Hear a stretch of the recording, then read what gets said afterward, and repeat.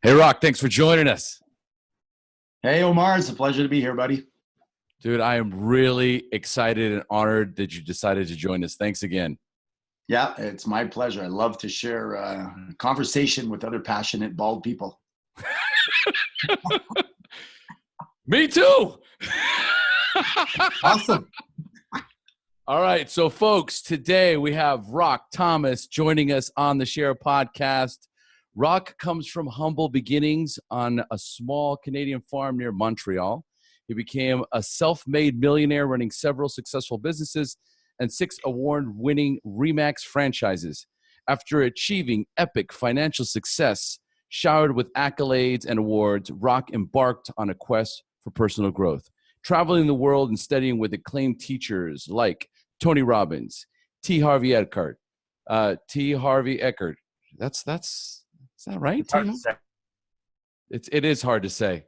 I've read the book, okay. Deepak Chopra, John Gray, David Wolf, Jack Canfield, Wayne Dyer. Yeah, baby. Dude. And Stephen Covey, some of the masters. All right. Now, this is where I met Rock. Rock and I met at UPW, the Tony Robbins event, Unleash the Power Within. This was my first UPW. And apparently this is number 70 what? 72. Okay, so Rock's been to 72 different Tony Robbins events, including you were in Date with Destiny. I'm sure you've been to a few Date with Destinies. Yeah, I'm going to go to the one next week, actually, or this week. I think I've probably done about 10 or 12 of those. I've lost track on the exact number of the different events. Were you at the one that he filmed, I Am Not Your Guru? Yeah, I'm in that movie about 3 or 4 times. You know, it's just little cameos here and there. I tell you, man, I have been a huge Tony Robbins fan for 15 years. And it took me that long to go to one of his events.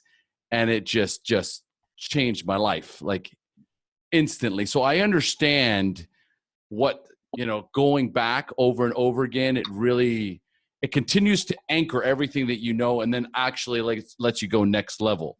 I'm assuming that's why you keep going back. Well, if people understand the 4 stages of learning, then it's a no-brainer. But for those people that don't know that, is mastery comes from repetition. Any great athlete repeats over and over again. Stephen Curry dribbling with both hands either side to get the neurology in their brain at a level that creates, neural pathways that are bigger, faster highways in your brain that allow you to see, do, perform, behave in a way that the average person doesn't, because they just didn't spend the time on the task. So by going back over and over again, I hear it differently, I see it differently, I get to apply it at a different level. And that's how, how people say, man, oh, that person's so talented, Celine Dion or Tiger Woods. No, I don't agree with that. They may have a tendency for something, but it's the time on task intentionally that created the appearance of effortlessness. Yes, absolutely. Absolutely. I love it. Did you just freeze up on me? Okay. No, you're good. You're good. All right. Well, and this is one of the reasons why I'm so excited to have you on the show as I continue to pivot. My beginnings into personal development started in recovery from drugs and alcohol. So when I worked through the 12 steps, okay, that was the first time through it. Once I went through the 12 steps, I became a sponsor.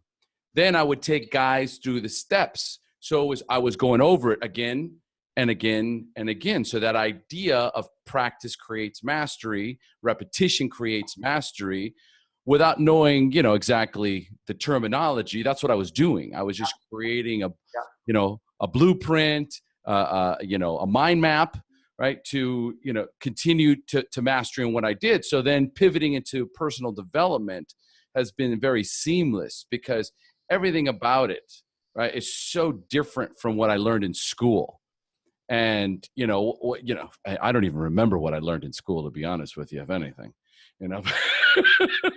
Well, I think school should be about learning to learn, but because the topics are so boring and we're taught just to sit down and shut up, we actually learn how to not learn.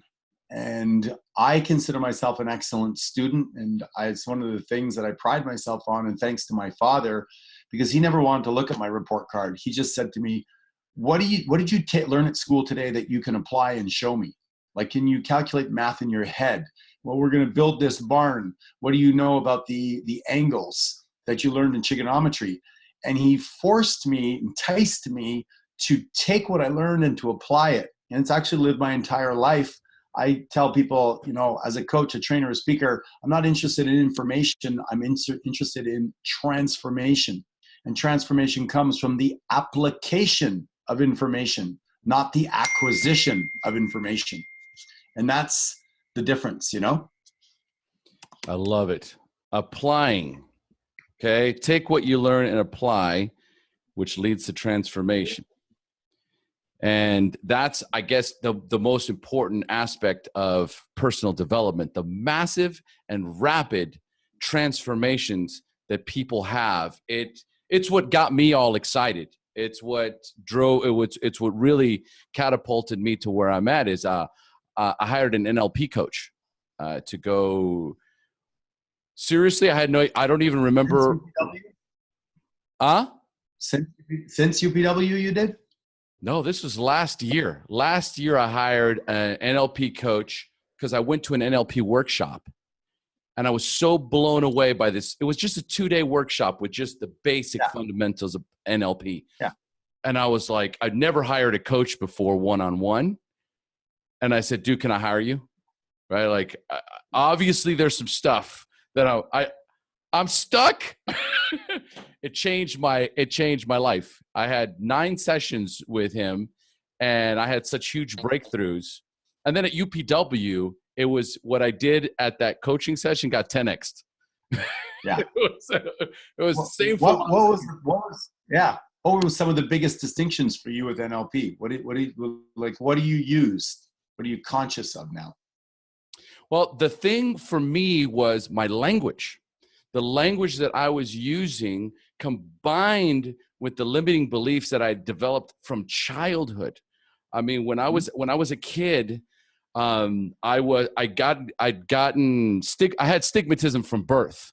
So I couldn't see well. I would crawl all over the floor. And then when I went to kindergarten, I went to school and I couldn't see the board. So I would squint my eyes and they called my parents right away and say, hey, you got to come in and get Omar. He's got to get glasses. He can't see. Broke my dad's heart. So for him, he thought he failed. He thought he did something wrong. Somewhere along the lines, he made a mistake that he was paying for. There's something wrong with me. So from the earliest moments that I can remember, this is what we actually were able to uncover, is that for the longest times, I'm not good enough. I'm not enough, right? And I'll never be good enough. I'm always going to be defective. There's always going to be something wrong with me.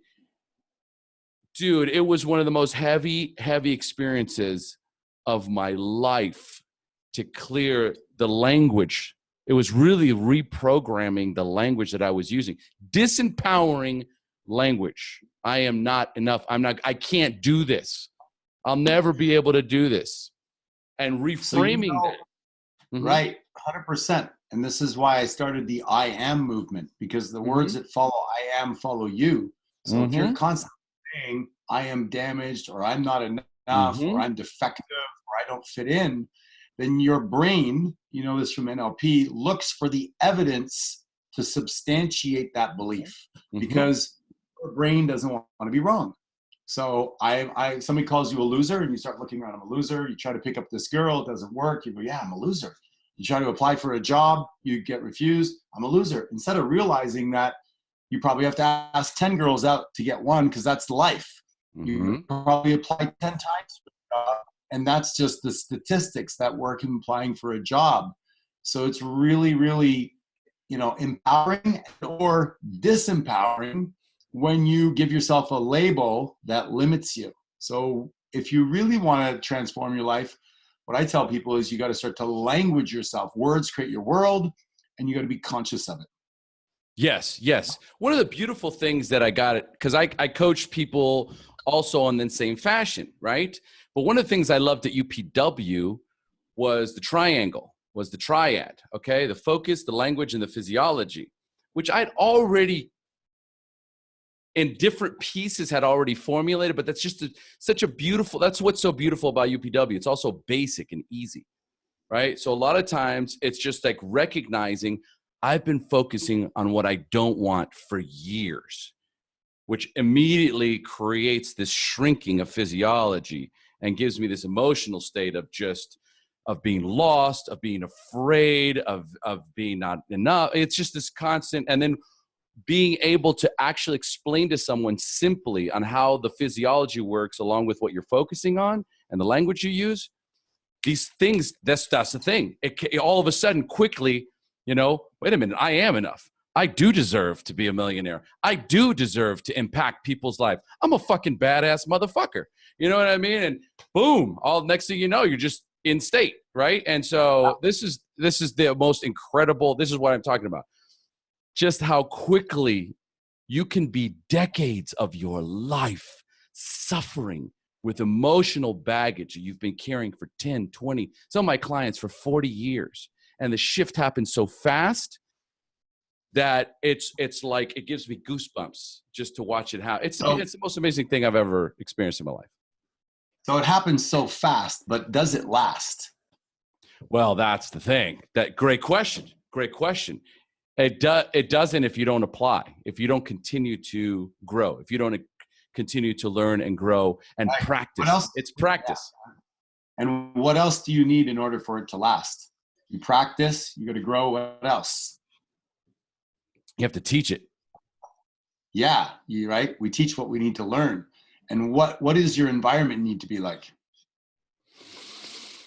Positive. You need to be surrounded with the right people.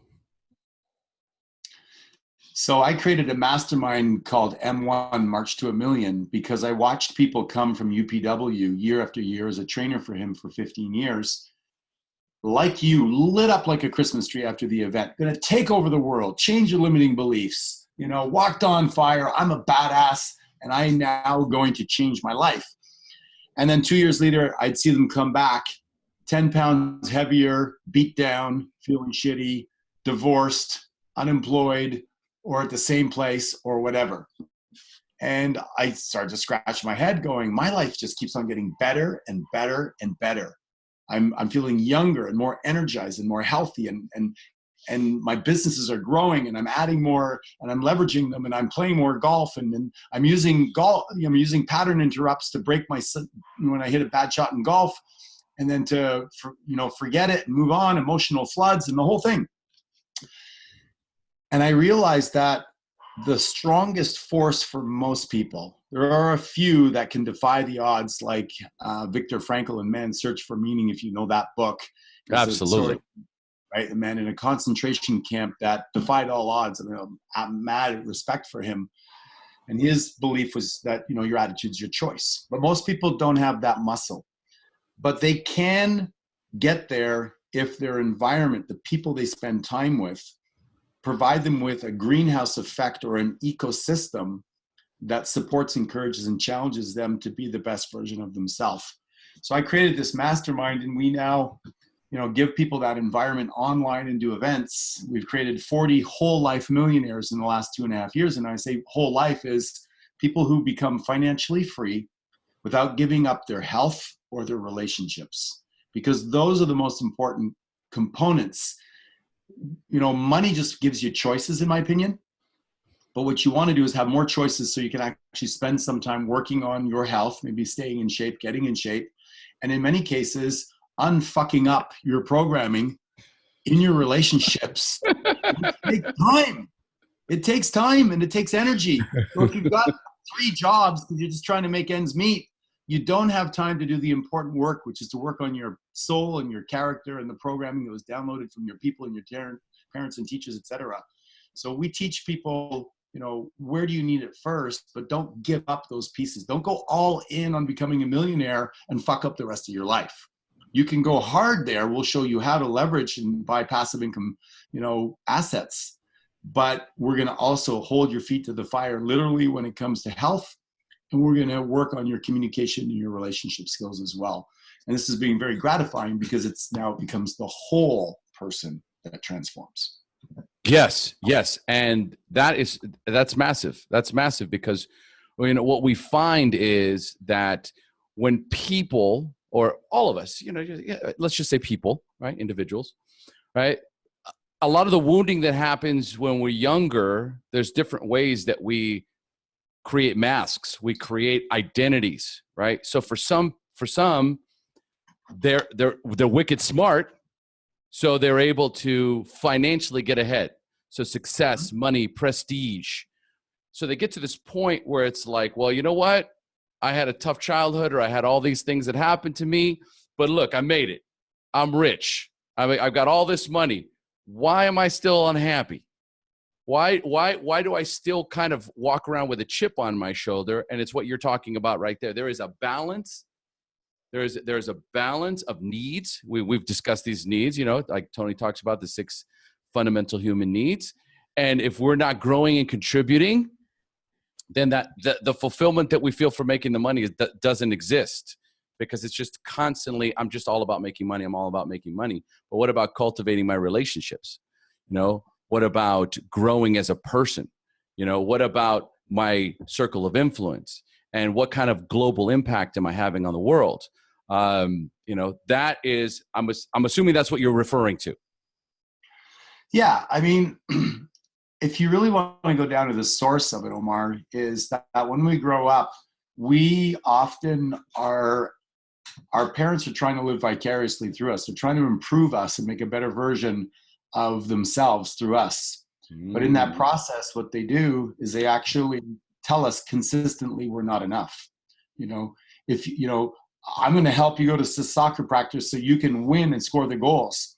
I was having lunch at the mall yesterday, the day before, and this family came from playing hockey up here in Canada. And you could hear the parents going, yeah, well, you know, you should have shot that puck, you know, just over the pad. It's a good place to score, and your team is average, and that team's really good, and you guys are going to have trouble catching them, and you guys really got to work harder and get better. What's the message you're telling your children? You're not enough. And if you could just be better, then you'd be enough. And mommy and daddy aren't proud of you, and we're going to look bad compared to the other teams in the league. And the parents mean well. I know what they're doing. They're just trying to get the child to enjoy and to be his best personal self.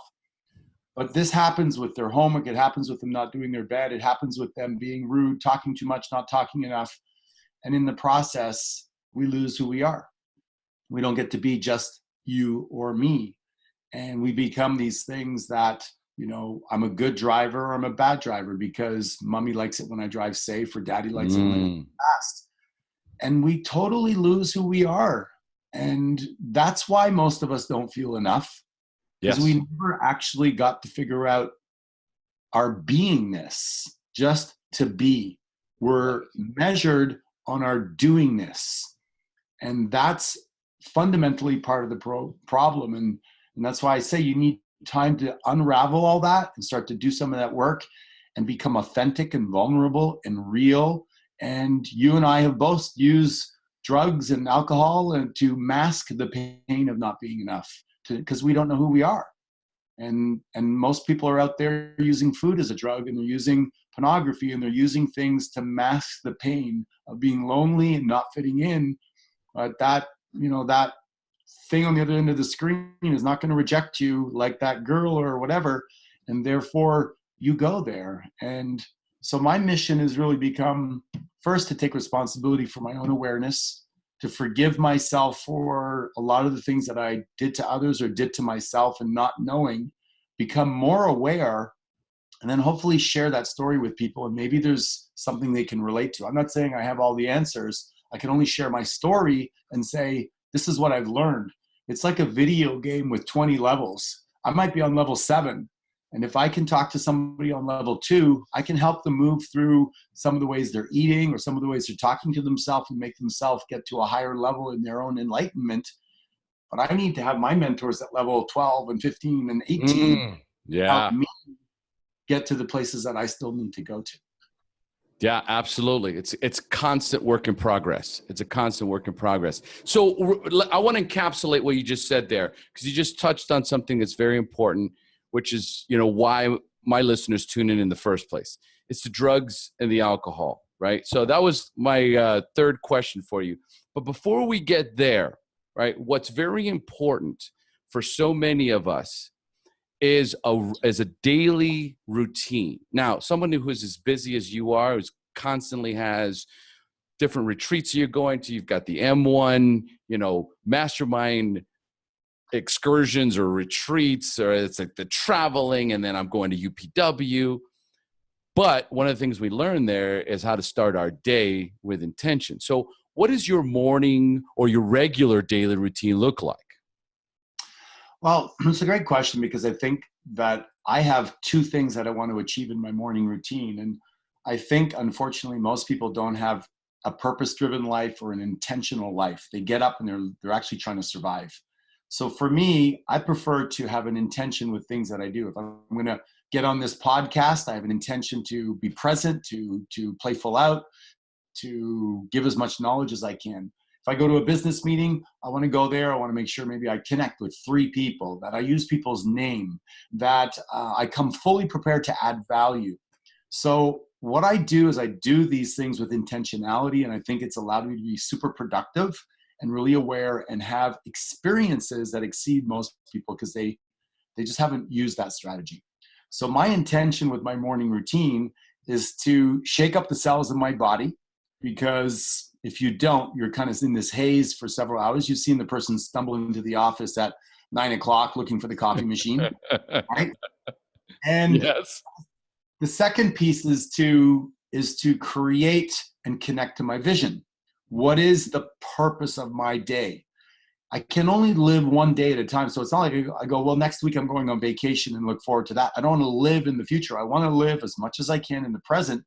So the morning routine is, first thing, probably most of the time if I'm traveling, is just get up, drop out, and do 57 push-ups. Why? Because my goal is to do one more than my age as soon as I wake up.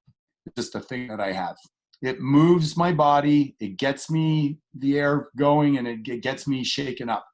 Ideally, I'll have some water, because we want to hydrate. The body has slept for 8 hours without water, or 6 hours without water, so I want to hydrate. I want to create that so that if I have something later in my body, I got that. I will listen to something great.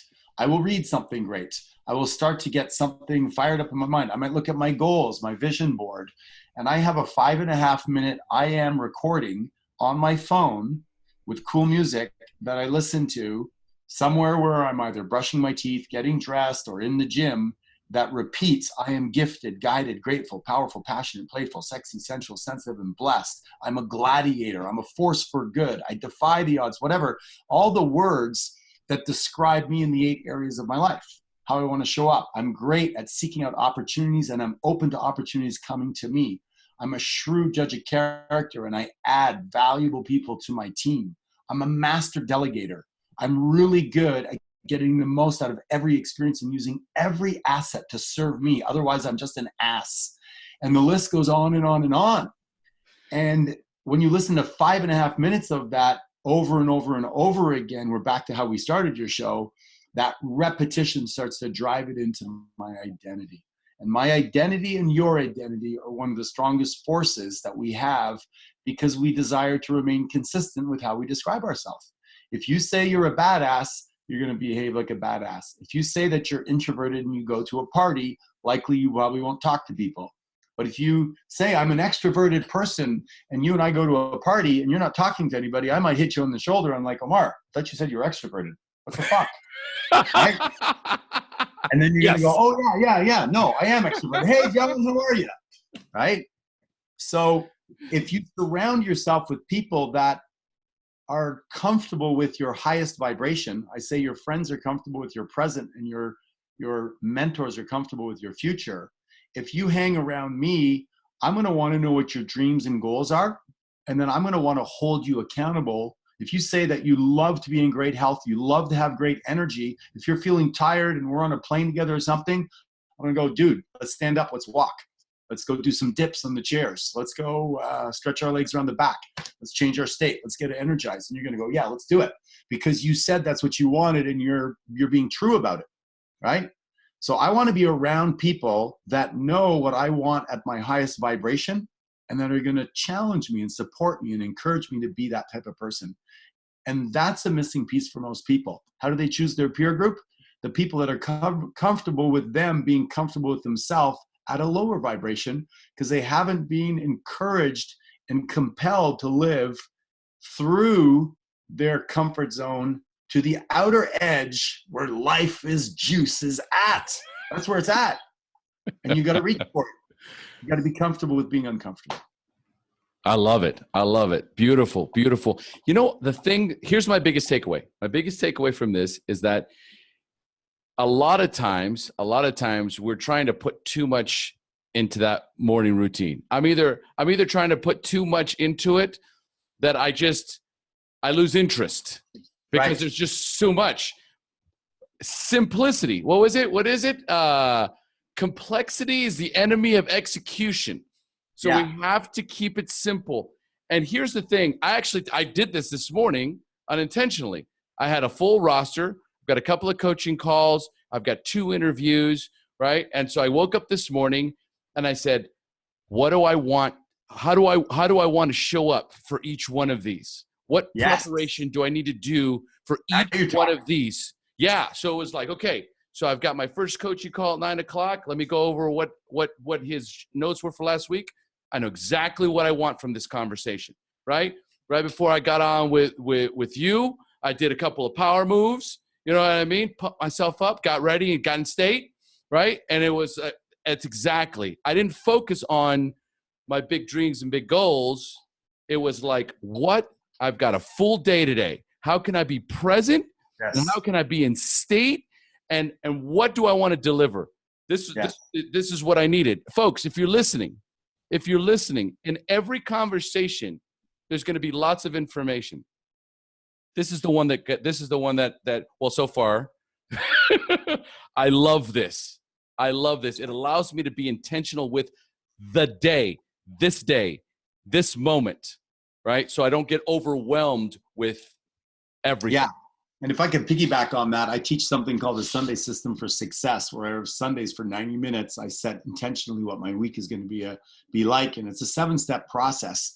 But the piece that most people never do is the piece you did, which is to say, for every appointment that I have, for every event or experience I'm going to have, how do I want to show up for that? Yep. And it's one of the processes that I do. A great athlete does it. They rehearse the game. They think about it. They got 7 shifts in a game and they think, or 4 at bats. And each time they're going to think, how am I going to show up for that one? You know, do I want to walk? Do I want to hit a home run? Am I going to swing at everything? Am I going to be patient? They have a strategy. They have a visualization around it. And I think that if people would be more open to that, they would focus more on what they want versus what they don't want. And so many people focus on what they don't want because life is like that. You turn on the news and there's an accident, there's traffic, there's this or that, and you go, oh my God, I don't want to drive home in the traffic. I don't want to have a bad boss. I hope it doesn't snow. I hope it doesn't rain. And they're constantly telling themselves what they don't want. What you focus on, as you know, expands. So the art or piece of that morning routine that you asked me about, to me, is about making that decision. What is going to be the intention, the spirit, the emotion, the theme, if you want, of your day? And how do you get the most out of it on a consistent basis? And when you start doing that on a regular basis, you will never want to get away from it. You want to do it over and over and over again, because the same way Tony makes his move before he comes on stage every time is you anchor yourself for a certain vibration, a level of performance, and only you get to decide that. I say to people, your voice is your choice. When you tell yourself you're a loser, you tell yourself you're tired, you tell yourself there's not enough time, that's a choice that you're actually making that most people don't know they're making, but you're actually making it. Nobody forced you to say, I'm tired. Nobody forced you to say, I don't have enough time. There's 24 hours in a day. I don't say I don't have enough time. I just say I choose not to do that. It's much more empowering. Yes. You know? It's a choice. The choice. And choice, by the way, Omar, makes you feel powerful. If you go, I have to pick up the kids and take them to soccer. you're already selling yourself NLP wise that this is going to be not what you want. How about I get to pick up my kids and take them to soccer and be the best cheerleading dad on the sidelines and high five all the kids, not just my kids, and then meet a couple of new parents and maybe find somebody that I can inspire or maybe I can laugh with. Yes. Yes. Like people don't show up to life like that. They go, oh, take your kids to soccer. Yeah. You decided to have the kids. You decided to enroll them in soccer. Why not show up cheerful, feeling good and feeling blessed that you're in a country that actually has a place for your kids to play soccer? You know? And that you actually have the means to get them there, to provide them with the soccer, to pick them up in a car, right? There's so many things. This is another thing that we talk about too in recovery, right? It's for a lot of us, the recommendation is get up in the morning, write a gratitude list every single day of everything that you're grateful for. Because if you don't, we do the same thing we were just talking about. I focus on what I don't want. Oh my God, I don't want to go to work. Oh my God, I don't want to get up at 5 o'clock in the morning. I don't want. It's this whole idea of how do I connect with the most amazing, inspiring things in my life, who I am, what I bring, what's my value, and there's my focus. There's my focus instead of, and a lot of times, something I don't do, but what this is making me think of, at night, if I set my intentions, and I don't know if you do this, but I've heard about setting your intentions at night for what the things you're going to think about when you wake up in the morning, so that your eyes open up and you immediately start thinking about the things that you wrote about the night before. 100%. It's part of my ritual. I have a journal. I do my gratitude. I ask myself, what am I grateful for? What did I learn? What am I proud of? What did I achieve? I have 4, 5, 6 different questions that I circulate through. And then I'll often take a challenging situation and ask my unconscious mind to solve it during the evening. Come up with an idea for that employee that left or for that lawsuit that I have going on, and let the universe go to work for me. And I'll often wake up with a piece of paper beside my bed and capture some notes, sometimes even in the middle of the night. I create a lot of content. I've written 3 books. A lot of times I get these epiphanies in the middle of the night, these downloads from the universe, if you want to call it that. And I'm like, whoa, that's a really cool idea. Like, your voice is your choice. That came one morning I woke up. Your voice is your choice. And I love the way it sounded, and it's a piece of it. The words that follow I am, follow you came to me in the night. So these are little sound bites that have become, synonymous with my message, but they came because I was open and I didn't do all the heavy lifting myself. If you're willing to dial into that program, it's available. Challenge. So challenge I'm facing, ask my unconscious mind to solve it for me overnight. Yeah. Dude, got a couple of those. I'm going to. Yeah. I got a couple of those. I'm setting into motion tonight.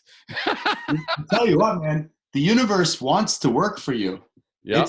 It's like, oh, throw me another one, man. Let me handle that, because it's easy for the universe. It's got access to all the information. It's like, yeah, it's a piece of cake. I'll knock that one out for you. Guys, this is modeling. Okay, success leaves clues. When you hear something significant, when you hear something that's going to cut time is the most valuable resource we have. Okay, you waste a minute, you're never going to get it back. You can't save it, you can't earn it. So anytime somebody delivers massive value to your door, take it and run with it. This is the easiest thing. I want the universe to work for me. You just have to believe that it will.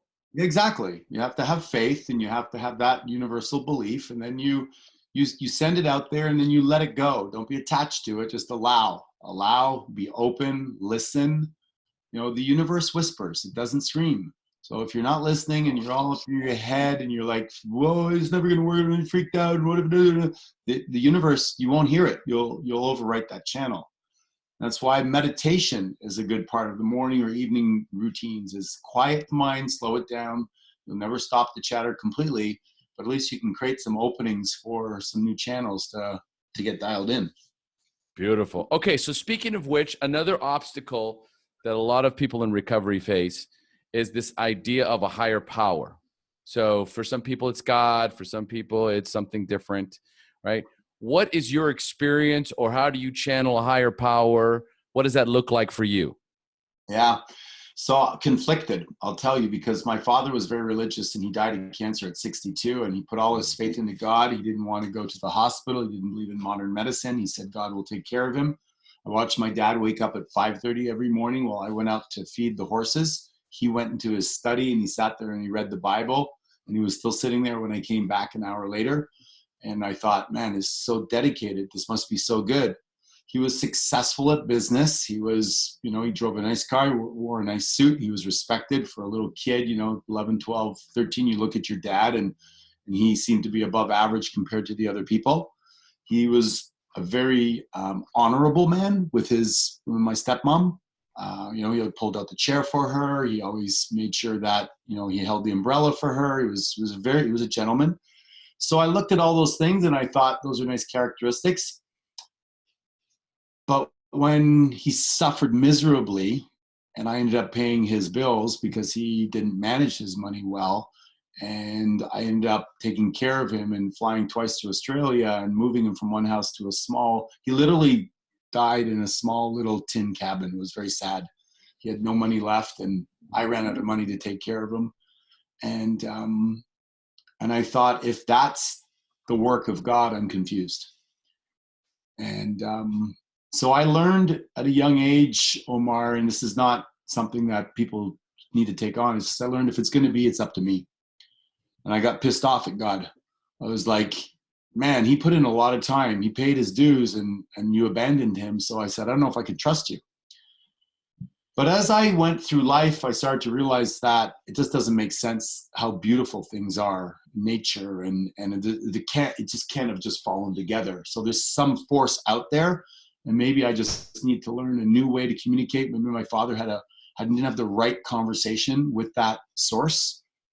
So I've just decided to allow it to be part of my life and to ask for help and ask for guidance. And often when I step on stage, I say, please use me as a tool and guide me to do what is right. And sometimes I really believe it and I feel like I'm completely guided. And other times I'm like, dude, you left me out here on my own again, So, but maybe that's just part of the journey. Is like a good parent. Sometimes let's go with the bike and you're on your own. And other times they're there to catch you so you don't fall. So I think it's really up to each person to define what that is for them.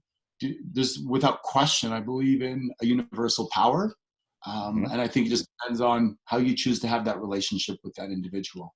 So that's my take on it. And it's more or less works for me. As you were telling that story, I can't help but think about this other little story about the idea of God.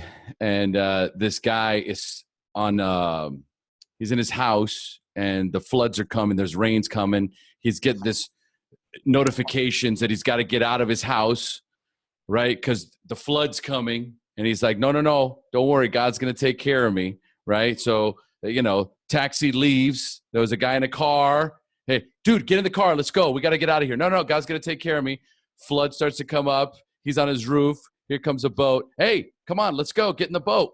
Oh, no. I've already prayed. God's going to save me. Then helicopter comes, right? No, God's going to save me. Guy drowns. Ends up in heaven. God, what happened? I waited for you. I waited for you to show up. I waited for you to save me. He goes, I sent a car. I sent a boat and a helicopter. What else did you want me to do? Yeah. Here's the thing. Life doesn't happen to us. It happens for us. And one of the things that I wrote down here that I love because it's been a part of my life, it saved my life. It's that whisper. It's that whisper. When I was beat down, the voice came. I had a choice to listen to it or not. Yeah. And so maybe your dad heard the voice and just maybe God did send the helicopter and did send the boat. You know what I mean? He prayed every single. He sent the doctors, and he said no. So I get it, and that was what I was able to turn around in my own mind. I just also have experiences people that are incredibly spiritual and religious, and they give their faith, and then a good friend of mine just just a salt of the earth and slipped and fell and got a concussion on her head, just going to take the garbage out of her own house. And now she's suffering. And this is not a more, beautiful soul, selfless soul, helpful soul to take her shirt off the back, give it to a homeless person. And so sometimes I'm like, wow, you have really weird ways of working. I get confused, and then the things that happen, cancer to a 2-year-old child and that sort of thing. So I haven't tried to figure all that out. I just think you got to do your best to have your own relationship with the spirit or soul or whatever you want to call it that's out there. And hopefully, it works for you.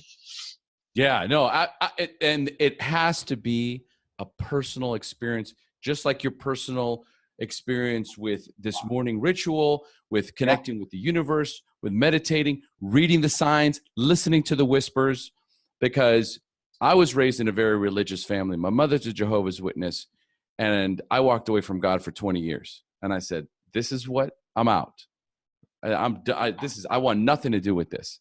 And it was the dogma that was crushing me. But I tell you what, man, when I was ready to pull a bullet in my mouth, and I just remember at some point, it's like, either take me out of this world or, help me get clean and sober. A voice came. This is the whisper that I was telling you about. When you said that, it reminded me of that little whisper that came to me and says, remember that counselor that you went to go see who told you probably need to go to those meetings? You should probably go talk to him. Then that moment changed my life. I wouldn't be here on this call if I hadn't listened to that voice. And I just chose to believe that I'd been missing. I was just like misreading whatever that higher power was, man. We're deviating, but well, I do have a question for you. Though, and this is a thing that massive respect for the 12-step process and AA and what's done for people around the world. However, every day that people go there, they say, I am an alcoholic. Yes. And I teach people that the words that follow I am follow you.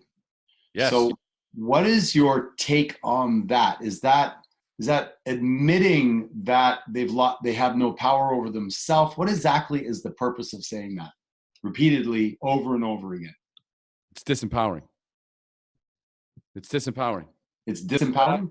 Yeah, it's disempowering. When I went to Minnesota, I got certified as a sober coach, as a peer recovery specialist. And what we refer to ourselves as is a person in long-term recovery, because we recognized that there's such that we create an identity around, hi, my name's Omar, I'm an alcoholic. Hi, my name's Omar, I'm an addict. Right? And so it continues to reinforce the thing that we're trying to change in our lives. That's something that I'm a proponent of, big change when it comes to how we talk about recovery, because a lot of the language that we use is disempowering. And not only that, our percentage of success is probably about 10%. That's got to tell you a lot about the language we use. So one of the things I do with NLP is when I'm coaching people is people go, God, I'm so bad with technology, or whatever they say. I'm so bad with organization, or I'm forgetful. And I will say to them, you used to be what? And they go, I'm so bad with technology. And I go, you used to be what?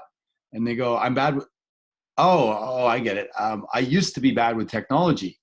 So I help them create a new identity through the power of language, right? So yes. I don't know the whole 12-step process, but for me, if I was, nobody's asking me, but I would say I used to be an alcoholic. Instead of, hi, my name is Rock Thomas, I'm an alcoholic, I would say, hi, my name is Rock Thomas, I used to be an alcoholic, and I'm moving toward being I'm an empowered person and making my own choices, or something like that. I'd be curious to see what the minds of the group that drive that, how they would feel about that. Oh, it would be met with the same with the same sort of grace that a religion would.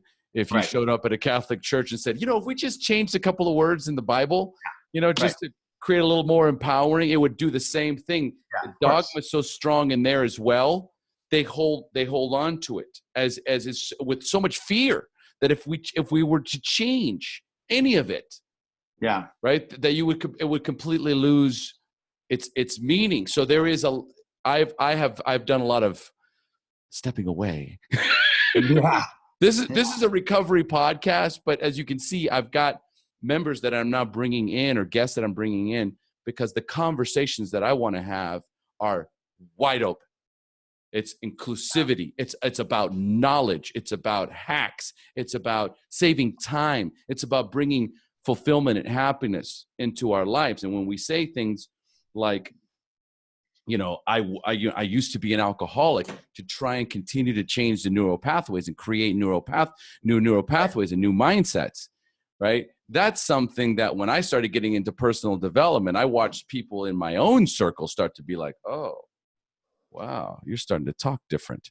That's when I started to realize that I needed to expand my circle. I needed to be around people like Rock Thomas, right? And Tony Robbins, right? And so I wanted to expand and to be able to take whatever came into my existence and go, wow, that's something I can get behind. I'm going to bring this into my realm. I like this. This is something new, but it fits with where I'm going. Yes. That's who I am today. That's my belief. And I agree with you 100%. I agree with you 100%. A lot of the language most definitely could be changed. And I'm confident that if that was the case, we would see a much higher success rate. I'm confident of it. Yeah. Well, think about it. Imagine somebody who quit smoking would walk into the dinner party and go, "Hi, everybody, I'm a smoker." Right? and the guy's wife would look at him and go, "John, you quit smoking 4 years ago." He goes, "No, I'm a smoker." Like, it doesn't even make sense. But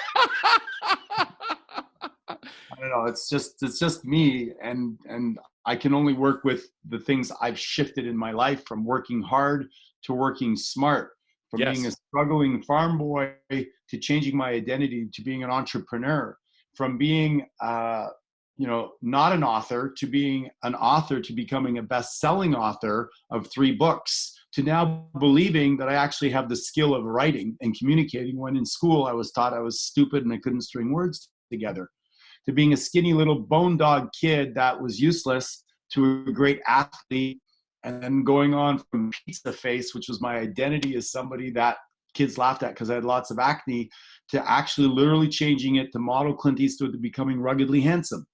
And I have that part of me that says I'm ruggedly handsome. I'm not Tom Cruise pretty boy, but I have that side to me that feels that way. And I've consciously made those evolutions. And I've changed and gone on to 36 streams of income, and to somebody that, has gone from a poor father role model in certain areas to being a better father role model. And so the list goes on. But I've used that technology of the I am statements to bring me from where I am currently today to where I think that higher version of myself is. That's possible, that I didn't know about. And by the way, Omar, often you need somebody to see your potential in you.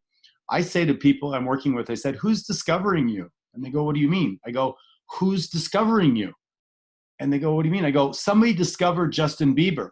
Somebody discovered Michael Bublé. Somebody discovered Tiger Woods, or saw him and then brought him and said, you got something special." Somebody's going to discover you. They're going to look at you and go, "You have the it in this area." When I was in real estate, I was struggling. One sale the first year, but worked my butt off, great work ethic, really curious. And this one agent came up to me as I was kicking the photocopy machine after I lost another sale and I felt like a loser. And she goes, "Looks like you're having a rough day." And I go, "Yeah, I'm such a loser. I can't make this work. I got to work at a senior citizen home at night just for gas in my car. I'm never going to make it." And she stopped and put her hand on my shoulder. And she said, "Rock." And I said, "Yeah." And she goes, "You will one day be the best agent in this office. Trust me. I've been around long enough to know. I see your work ethic. I see your discipline. And it's just a matter of time." And I literally looked behind me and I go, "Are you talking to me?" And she said, "Yeah." I'll never forget that. Nicole Teberge was her name. She was the #1 agent in that office. And it was that look that I got to borrow her belief And then I became the #1 agent. I went on to buy the office. I went on to break every record. And I owned the largest real estate RE/MAX franchise in the province of Quebec. And nobody's even come close to it ever since. Because of that one moment with that one person that saw in me something I didn't see in myself.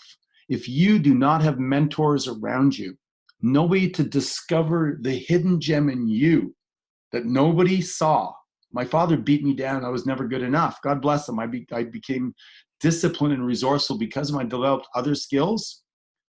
But you got to get out there into the world so other people can see your light and they can remind you of that part of you that has not yet come to life. They need to see your light so that you can help, or they can help you bring it to life. Wow. Wow. Dude, drop the mic. That was powerful. Thank you, Rock. I was going to ask you that question. As a matter of fact, no need to ask it anymore because I had 2 inflection points that I wanted to cover. I heard your interview on Rod Cleef's podcast. Yeah. And the episode 265, from overcoming adversity to selling 85,000 homes. Powerful, powerful interview. And so, that was one of the inflection points, right? Like, what happened from going from being this farm boy to the real estate mogul, right? And so there's the snapshot. It's like, I jumped in, I did the work. How long were you grinded and out? How long did it take before that moment showed up? Before you were kicking that copy machine and that person came behind you and put her hand on her shoulder, what was the time that it took for you to get to that point? Well, the first year I made 1 sale, I was completely useless. I was into my 2nd year when this happened. The 2nd year I ended up making 32 sales, then 45, 68, and then 99. The average agent, by the way, sells 6 homes a year. So, so you went from 1 to 32 in 1 year. Yeah. And what was it that moment? Was it what she said, or you must have done something? I had a mentor. I had 2 mentors. Tony Robbins was my psychology mentor. I carried him in the car on tape. I started to learn how to run my brain better. And I had a tactical one, Wayne Jordan, who taught me the ins and outs of sales and the processes and the strategies. And combining those 2 together with my work ethic, it was just a matter of time that, it would break open. And so I just kept on showing up and I kept on learning. I have a process called CSI, Creative Suggestions for Improvement. And what I do whenever I want to improve something, and I do this with my Sunday system for success. On Sundays, I take about 90 minutes and I reflect back on the last week or the last month or quarter, if it's the end of the month or the end of the quarter. And I look back and I flip through my agenda and I go, okay, what did I do that was awesome? Where was I a rock star? Where do I want to remember how much of a badass I am? Just like a parent, I think often of the little boy in me and I go, would a good parent just point out the crap in a child, or would a good parent go, my God, you know what? You were so good on Wednesday night in that soccer game. It was so fun to see you work hard. You didn't score a goal, but you know what? You back-checked really, really great. I just want to let you know I appreciate the effort you put in to supporting your team. And I noticed you did your homework and you made your bed. And I noticed that, you were cheerful and playful with your sister. And so capture all those. I want to do that for the little boy in me. So I do that at the end of the week. And then when I'm feeling good about myself, and I'll go, and where could I have brought more of myself? What can I learn? Where was I an idiot, an asshole, stupid, short, rude? Where did I let my emotional IQ drop to a place that it didn't serve me? And now how do I make that better? Well, maybe I need to read a book on letting go. I went down that path for a while. Untethered Soul, The Surrender Experiment, and Letting Go. All those books were around my need for control on things and what it's like when you just allow. So that happens upon reflection. It doesn't happen when you race to the next week and to the next goal. It happens upon reflection. Any great athlete or sports team looks back at the highlight reels, looks back on the video, the film, to learn. Not to criticize, not to make people wrong, but to capture what worked and to notice where they didn't have a consciousness around something, and then say, next time, when you throw that ball, you've got to let it go a little bit earlier because you keep on getting hit and hurt, Tony Romo. You know what I mean? So you learn through that process, you tweak, and you become better. So that's a process I've fallen in love with. And people are often, well, how do you keep on getting, growing your businesses and doing all these things? I sold that business in 2006 for $4 million. And then I came back and created a new one in 2012. Well, guess what? I'm the largest real estate company in the province of Quebec, again, agent count wise in that area. And nobody did it for the 10 years I was gone. Nobody. So it's because I don't think people pay attention to how to get better on a day-to-day basis. It's back to the morning routine, Omar. Is the morning routine sets the tone of the day, you win the day. And I think when you win every day and you recap at night what worked and what didn't work, then you get a little bit better tomorrow. Most people are just, falling asleep in front of their TV and just glad that they made it through the day. And I think that small difference, accumulated compound effect of getting 1% better every day, gives you an edge on the competition. Dude, I love it. So let me get this straight. 2006, you sold your real estate business, okay, for $4 million. Mm-hmm. And then 10 years later, you started another one? 2013. Okay, 2013. And so in that time frame, the franchise or the what you sold, was it a franchise? What was it? Yeah, it was actually 6 franchises that I sold and 270 agents. Now I think today they have about 165 or something spread out over 6 offices, and I opened up 2 offices, and I have a total of somewhere around 220 or 230 agents in a couple of years. Okay, and so it's the tools and the strategies that you use in your life for everything then. It's this, you apply the same principles in your business, in your personal life, in all areas. Yeah, I mean, there's so many principles, like work ethic. You got to work on a work ethic. You have a lousy work ethic. You can have a great strategy, but if you only plant 1 seed a day and the guy next to you is planting 100, he's going to have a bigger harvest than you will. Mm-hmm. So you got to have a work ethic, right? But you also have to be passionately curious, like Einstein was. He goes, I stuck with the problems longer than anybody else through passionate curiosity. I wasn't smarter. I just was more persistent. I have that characteristic as well. You got to pay attention to the details. You got to be looking at what's really happening and then get better that way. So it's a lot of little things. And, we teach that in our seminars and stuff like that. But the fundamentals of success are not that different. You just have to put your own personal story on it. I love it. I love it. It's beautiful. So then the next question is the next inflection point was, how did you pivot and go from the real estate? Well, you still have the real estate business, right? Yeah. Mm-hmm. So then you've got that on. So you just decided to move into the personal development field as well. Yeah. Well, that story is interesting because after I had huge success as a broker and I bought the office and I was selling 100 homes a year and the average agent was selling 6, and my office was a better office, was probably around 12. But I would start to teach my agents how they could do what I did. And that was my job as the broker owner. And then I started to notice that most of them were not going out and taking the information and acting upon it. So I started to study why, because I'm passionately curious. And what I noticed was that if you give the right strategy to somebody, but they're in conflict around their values, they fear rejection, they have a limiting belief around their self-worth, they think that it won't work, they think it won't be worth it, they won't work out. A lot of people don't work out because they tried it, they didn't have a good strategy, and they didn't feel like it was worth it. I sweat for what? I just, I don't need to work out. So I had to teach people the inner game, the mindset piece, get them to work on their visualization skills, talk about their dreams and goals, have them set goals, have them be held accountable, and give them that, what I call the inner game.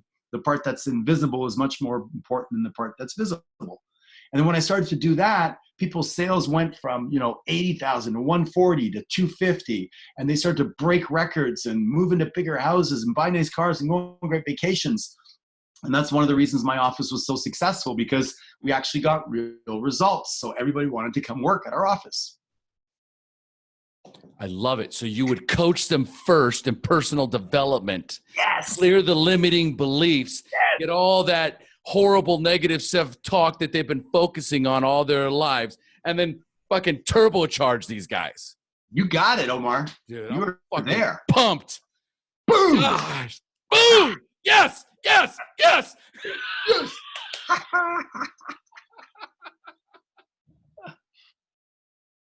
Dude, I'm all fucking jacked right now. I know, right? And it's all manufactured inside. We construct it. That's how cool it is. It is completely in your realm of possibilities without anything in your body except water and air. Yeah. That's it. Water and air and a mindset. That's it. Create that impact. Create that state. Yeah, I'm all jingly right now. I feel like I'm at the end of one of Tony Robbins' screaming sessions. So, Rock, this is exactly what I wanted. It was actually exceeded my expectations.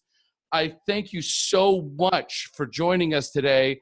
This is like massive value. And what I want right now is, please tell our listeners your books, your website, how they can reach you, about M1, the whole thing. Anything anyone would want to know, and what's the best way to reach out to you?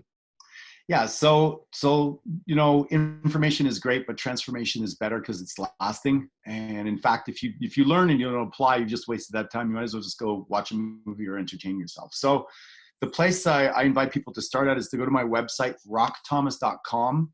You'll be immediately prompted to get my free book, The Power of Your Identity, which gives you the 5 steps to changing your identity. The words that follow I am, follow you. And that's free, so you can do that if you're not in a position to invest in your personal development. I believe in investing 10% of my earnings in personal development. So if you're one of those people that you're comfortable with that, then you can, on my site, look at our products. And we have anything from $50 all the way up to $30,000. The $30,000 products are more in the mastermind groups, where you spend time with myself, with my coaches, with my mentors. I have a group that I started 6 years ago called Go Abundance, a tribe of healthy, wealthy, generous men that choose to lead epic lives and don't apologize for being awesome. So if you like adventures and bucket list adventures that you can do around the world, and working with other millionaires that are completely focused on leading an epic life, that's a really good place for you to check out. If you're striving to become a millionaire financially free, you're working on your money blueprint, you're not where you want to be, then m1.com is a great place to go to, because we will interview you and find out where you're at. And, we reject about 3/4 of the applicants because they're not ready. And we have another group that's called the 90-Day Challenge, where we help you understand your money blueprint and a little bit of self-mastery in those 90 days, because so many people are just starting out their journey of personal development, or they have so many deep limiting beliefs that even when you show them the path, they don't believe it's possible for them. They think it's reserved for other people. And I was like that. Before I was an author, Omar, I thought, who am I to write a book? And now I realize that everybody can write a book. Everybody has a voice, and you can get better at it. You don't have to be a best writing author. You can be a best-selling author. It's far more lucrative and far more impactful. So those are the places. We have coaches. We do all kinds of different things. But the transformation comes from being in an ecosystem that is sustainable long-term. And that's why I created my mastermind programs, because I got really tired of actually coaching people and watching them not be able to sustain it, or watch other people go into other people's events and also not be able to sustain it. Because imagine, you go from this dirty fish tank into a clean fish tank called an event or coaching, and then you go back into the dirty fish tank, it doesn't take long before you're swimming around and you pick up the dirt whether you want to or not. You can't even not pick it up because it's there. And that's how people live their life. And they wonder why, you know, the buddy who says, let's go for a beer, when they want to listen to a podcast and change their life, but they don't want to not belong. So those are the big things for people, is to understand that your environment is the most empowering or disempowering element that's going to determine your outcome. So those are most of the places you can find me. Beautiful. Folks, this is all going to be listed on Rock's show notes on the Share podcast. So go there. It'll be his website. Get the free book. Check out the resources. Check out M1. M1 has its own website too, correct? Yeah, gom1.com. Yeah. gom1.com. I'll have that listed as well. All right. Excellent. So what I'm going to have is I've got 5 closing questions for you. Are you ready? Go. Excellent. Okay. So number 1, what was holding you back from getting started in your journey of self-discovery? Lack of a mentor telling me that there's another conversation to be had. Lack of a mentor telling me there's another conversation needed to be had. There's a lack of a conversation. Like, I didn't know what I didn't know. I didn't know that that world exists. Most people, you know, they think that their thoughts are their thoughts, and they're not. You just need better programming. You need somebody to go up to you and say, you're a badass, and keep on telling you that day in and day out until you believe it. It's really that simple, believe it or not. I love it. Number 2, at what point did you have a spiritual awakening? That aha moment in your life when you realized that you could make a real difference in your life and in the life of others? I've had several of them. I had one when I was about 13 or 14 years old, when I almost died at the hands of my brother. And I broke free from him. And I remember looking down at him and thinking to myself, I am not going to die at your hands. And I felt like the Hulk, actually. I broke free. And I remember saying to myself, I'm going to become a millionaire. And it may not sound like a spiritual, but it was a knowing that I tapped into a part of myself I didn't know existed before because of circumstances.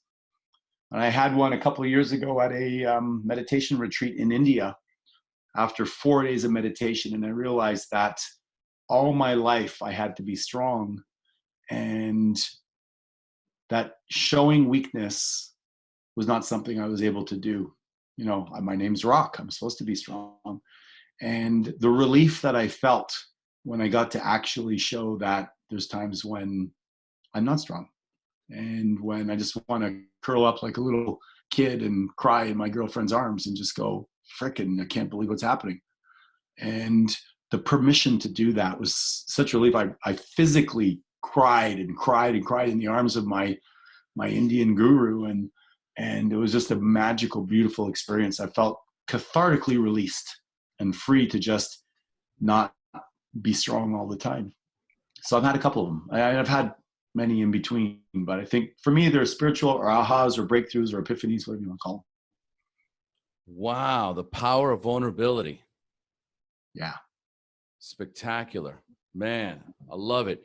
You know, real quick, Rock, I didn't ask you this one question, which is like my show. You had mentioned at some point that you'd had your own bouts with drugs and alcohol. What did that look like, and how long did that last?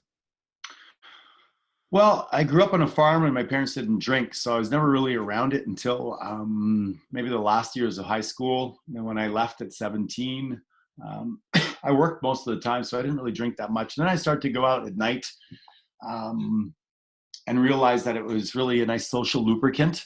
And yes.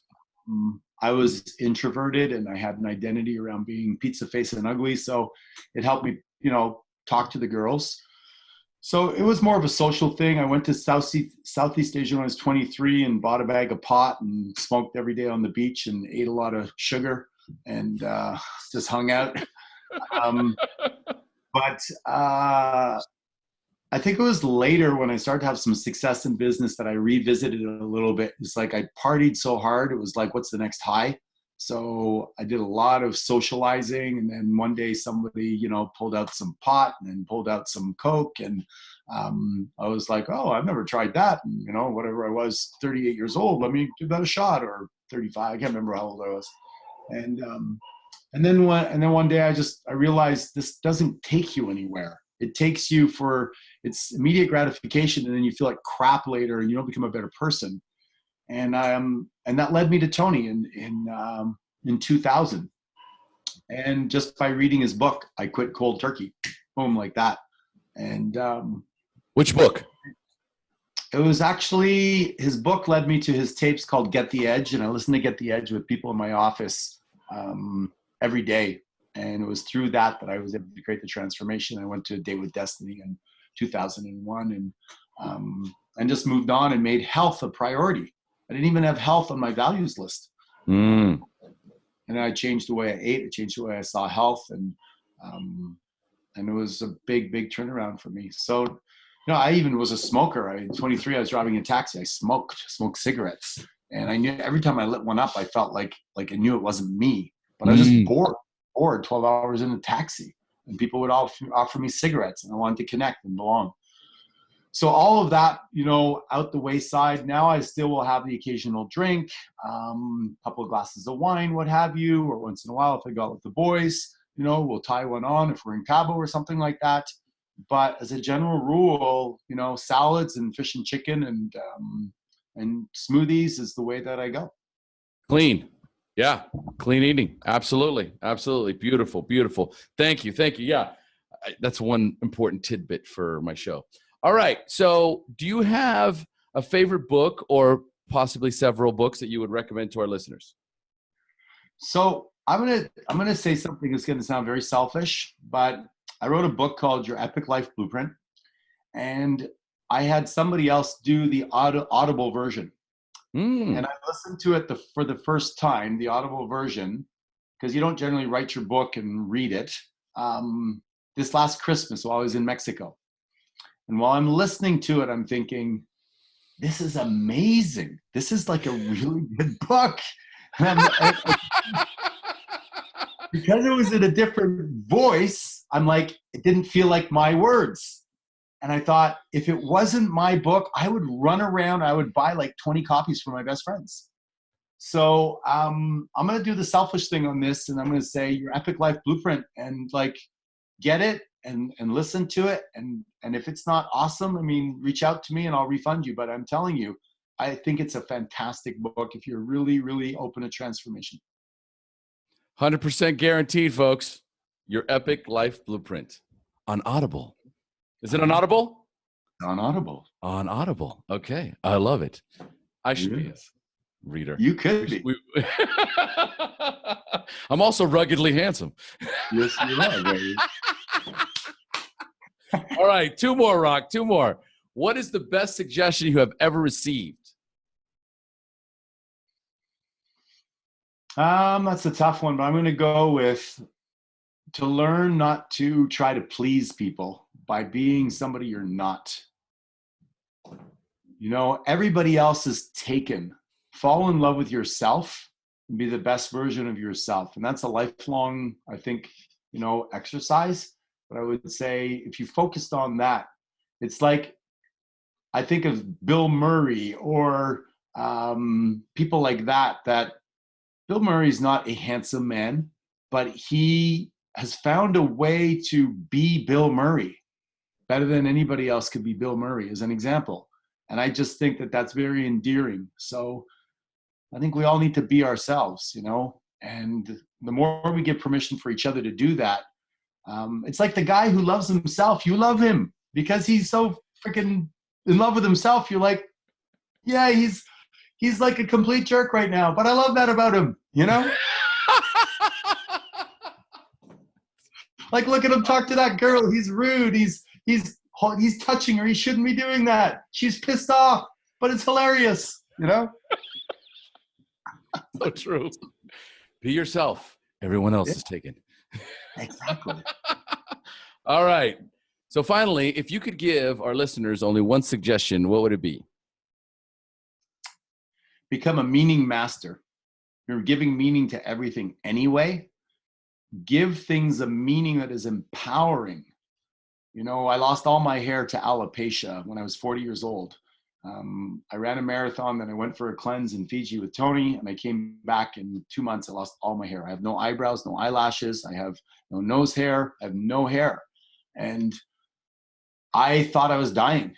And the initial thing was like, I'm not going to be, nobody's going to like me anymore. I'm going to lose my hair. I'm going to be bald. I'm going to look old and all that fear. But at the end of the day, I was able to ask a better question. What's great about this? And give it an empowering meaning. And the empowering meaning was, I'll never have a bad hair day again. Right? I don't have to spend time going to the hairdresser, barber, and shampoo, and all that money I'm going to save. I still do a massage a month. And when I walk out of the massage, I go, yes, alopecia. Thank you. So how long ago was this? That's 16 years now. 16 years with this look. Yep. Now, here's the thing. I've had this same look since I was 25 years old. So wow. 20, 35, 45, we're talking over 20 years with the same look, because I lost my hair when I was in my 20s, early 20s. I was in college already losing my hair. Wow. And so at 25, I was like, I can either look like George Costanza, or I could just, shave it off and just be a badass, right? And so here's the thing. Most people I can't even imagine you with hair, Rock. I know. So, you look fantastic. And, I'm going to say this is that they say that, God made a few perfect heads and they give hair to everybody else, right? But that being said, tongue in cheek, is I think the fact that I embraced it, the fact that I said, this is what it is, I accept it, I celebrate it. The money I save is I use it to something else to take care of myself. And that attitude, I think, actually, if you believe this, can change how you physically look, right? And great point. Yes. So I think I've learned how to wear it well. And I think, so you asked me, what's the advice or whatever you said, is be a meaning machine. To say that everything in life is an asset, and an asset creates, right? It's a positive thing. Liabilities drain, assets create. So if you don't look at every event in your life, your divorce, your car accident, your firing, the hiring, the tidal wave, whatever, if you don't look at it as an asset, then you're an ass. And with that, we're going to close. All right, folks. Oh, my God, Rock, thank you so much for joining us. Yeah, my pleasure. We had fun, Omar. Dude, this was awesome. All right, folks, we've now reached the end of our show. Thanks for joining us. And as we say here in Costa Rica, pura vida. Give us a pura vida, Rock. Pura vida. Boom. And that's a wrap.